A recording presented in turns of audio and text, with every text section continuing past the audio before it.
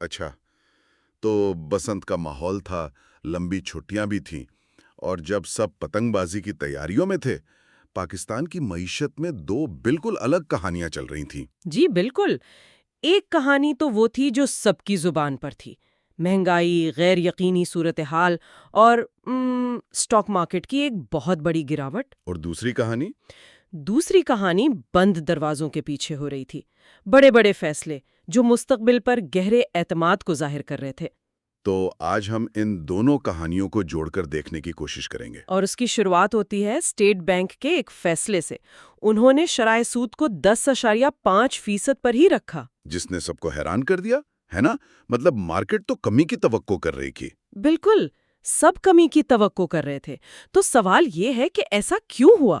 مہنگائی کا ڈر یا کچھ اور بھی تھا؟ دیکھیں، مہنگائی تو ایک بہت بڑی وجہ ہے ہی، لیکن یہاں ایک وسیع تر تصویر بھی ہے۔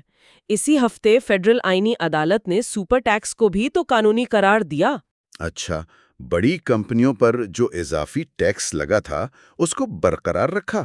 جی، تو یہ دونوں فیصلے، مطلب شرح سود اور سپر ٹیکس، یہ حکومت کی مالیاتی نظم و ضبط کی کوششیں لگتی ہیں۔ یعنی فوری ریلیف کے بجائے طویل مدتی استحکام پر نظر ہے، خاص طور پر IMF کے ساتھ مذاکرات سے پہلے۔ بالکل، لیکن اس کا ایک دوسرا پہلو بھی ہے۔ عام آدمی پر اثرات؟ جی، حساس قیمتوں کا اشاریہ یعنی SPI سالانہ 4.5% بڑھ گیا، اور پھر ہائی سپیڈ ڈیزل کی قیمت بھی بڑھ گئی۔ تو ایک طرف معیشت کو مستحکم کرنے کی کوشش اور دوسری طرف عام آدمی کی جیب پر براہ راست اثر۔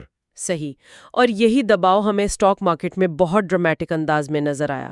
فوجی فرٹیلائزر کمپنی کے نتائج کے بعد مارکیٹ میں ایک ہی دن میں 6,000 پوائنٹس کی گراوٹ، یہ تو بہت زیادہ ہے۔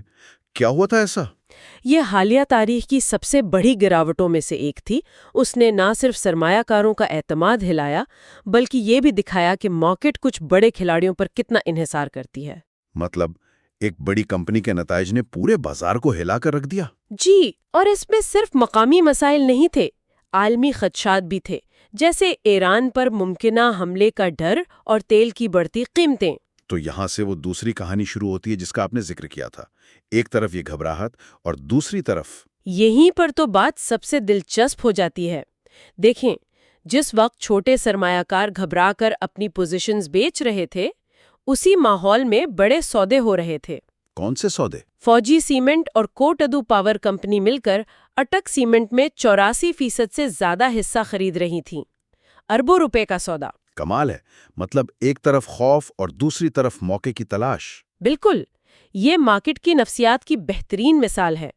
ہیڈ لائنز میں گراوٹ کی خبر تھی، لیکن پس پردہ صنعت میں ایک بہت بڑی تبدیلی کی بنیاد رکھی جا رہی تھی۔ اور کیا یہ اکلوتا واقعہ تھا یا اور بھی کچھ ہوا؟ نہیں، اور بھی بہت کچھ ہوا۔ ہیلیون پاکستان نے پیناڈول کی پیداوار بڑھانے کے لیے تقریباً 3.6 ملین پاؤنڈ کی سرمایہ کاری کا اعلان کیا۔ زرعی شعبے میں ذریعہ لمیٹڈ نے جدید ٹیکنالوجی لانے کے لیے ایک چینی کمپنی سے $2 ملین کا معاہدہ کیا۔ جی، اور تو اور عالمی بینک نے پاور ٹرانسمیشن کے لیے $379 ملین کا قرض بھی منظور کیا۔ تو مطلب یہ ہوا کہ سٹاک مارکیٹ تو روزانہ کی خبروں پر رد عمل دے رہی تھی، ایک چھوٹے سے گڑھے کو دیکھ کر بریک لگا رہی تھی، جبکہ یہ بڑی کمپنیاں اور ادارے دور افق پر منزل کو دیکھ رہے تھے۔ بالکل صحیح کہا آپ نے۔ پچھلا ہفتہ مختصر مدتی شور اور طویل مدتی حکمت عملی کے فرق کو سمجھنے کے لیے ایک بہترین کیس سٹڈی تھا۔ تو حاصل کلام یہ ہے کہ سرخیاں ڈرا رہی تھیں، لیکن اصل کہانی اعتماد اور سرمایہ کاری کی تھی۔ جی، اور یہ ہمیں ایک بہت اہم سوال پر چھوڑ جاتا ہے۔ ایک رپورٹ کے مطابق پاکستان کی میوچل فنڈ انڈسٹری 4.5 ٹریلین روپے تک پہنچ گئی ہے۔ ایک بہت بڑی رقم ہے۔ اس میں بڑی مستحکم کمپنیاں بھی ہیں، لیکن کچھ چھوٹی کمپنیوں نے صرف دسمبر کے مہینے میں 20% سے زیادہ کی ترقی دکھائی۔ تو پھر سوال کیا بنتا ہے؟ سوال یہ ہے کہ ایسی مارکیٹ میں جہاں ایک طرف بے یقینی ہو اور دوسری طرف طویل مدتی اعتماد، سرمایہ کاری کا حقیقی رجحان کس طرف جا رہا ہے؟